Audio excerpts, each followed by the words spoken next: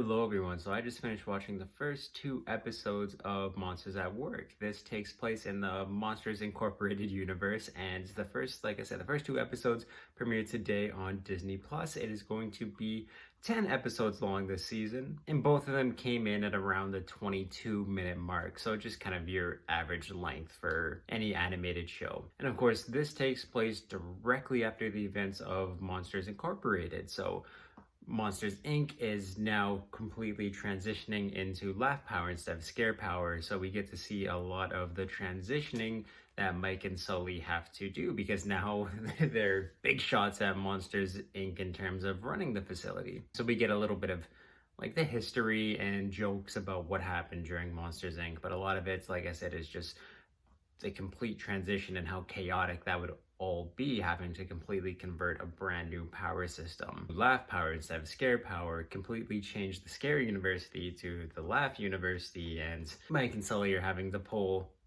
double shifts, but this mostly follows a character named Tyler, who was a recent graduate from Scare University, who comes to Monsters Inc. not even knowing that the transition just happened to Laugh Power. So he gets put through the work ringer where he gets put into maintenance, and he feels like he has to work his way up to get onto the lab floor because that's where he feels like he's destined to be. So a lot of it follows him and being put into a maintenance team in a job he doesn't want to be in. So there's a bit of comedy there. It's a facility called MIFT, but without further ado, let me get into my full review for the first two episodes and kind of my thoughts of Monsters at Work. Like I said, this follows a character named Tyler Tuskman, and he was a pretty big shot at Monsters University. In the first scene, we get to see him break Sully's record at the scare competition. So he's a pretty big shot, and like I said, he definitely goes through the phases of, well, what am I supposed to do if I'm not supposed to scare? And he's put in the maintenance facility called MIFT, and there's a bunch of other people in there who have basically devoted their whole lives. They're definitely a quirky cast. There's one character named Banana Bread, who's no one knows his actual name. He just eats banana bread, so they call him that. You have your kind of like really weird uncle of the whole facility who just wants to be buddy with everyone. He makes bird calls to summon all the mifters, little things like that. You have the jealous coworker who's trying to sabotage everyone else so he can take the job once this weird uncle who's in the head position of MIFT retires. And it definitely creates for some funny workplace drama that I think some adults would be able to work through and figure out, like, oh, that's this coworker, little things like that. There's also like a lot of jokes here for kids. It is pretty funny. Some of the humor is a little more violent than I was actually anticipating or thinking about, where they talk about kids exploding if you make them laugh too much.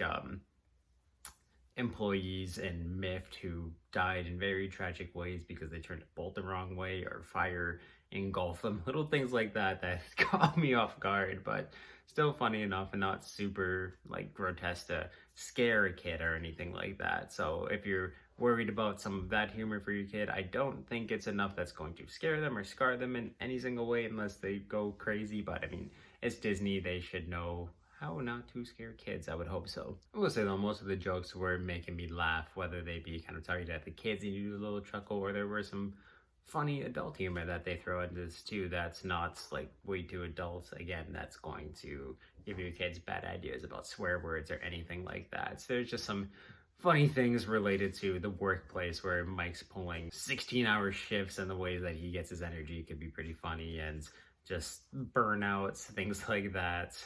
But yeah, we do get to see a ton of the old characters from the original Monsters Inc. movie make their way into this, and I just really enjoyed what was put on the screen. That it was like I was 5 years old again watching Monsters Incorporated go through this big change and wanting to know how well the laugh power was going to power everything. And it's like it's something I've been waiting for many years. I'm excited that now I actually get to see it, and it is pretty well done. The animation, of course, is just like it was in the movie. Everything's super slick. All the creature and monster designs are really cool and funny.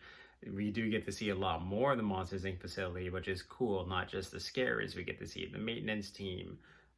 I mean, yeah, it doesn't sound that exciting when I say it, but it's just kind of cool seeing the larger scale of how Monsters Inc. operates, and I feel like that's what this show is going to go through. We're going to see all the stages of the workplace and maybe even to how it more transfers over to the city. Because that's something too that I was really excited to see. And we got a little bit of that in Monsters University, but just how their society works and little things like that, how it all operates outside of the university or the facility. And I feel like we could get a little bit of that, but we won't know until it happens. But kind of first impressions out of everything, this is pretty funny. Again, it just put me back in that place of being 5 years old again and going to see Monsters Inc. for the first time. It's now being able to see the larger scale of it, it was very entertaining. But yes, I did quite enjoy the first 2 episodes of Monsters at Work, and I'm excited to see the remaining 8 when they release. They're going to be coming out weekly, so every single Wednesday from here on out until the season is over. But yeah, it's awesome to have Billy Crystal and John Goodman and all these amazing voice casts come in, and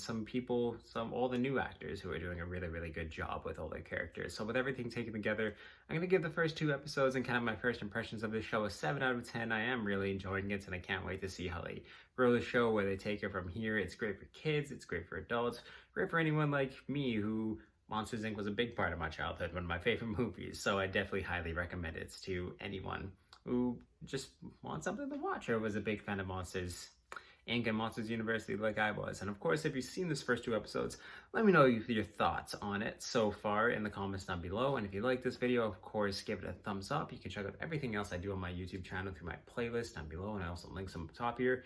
Subscribe to the little ringer on if you want to know when I upload new videos. There's also a link down in the description to my Twitch, which is where I do everything video game wise. And also there's a link to my Discord, which is the Media Mountain, where we talk about everything that's awesome in this world, from TV shows, music, movies, video games, comics, you name it, it's there. So you can definitely join that amazing community. I'll make it even more amazing than it is already.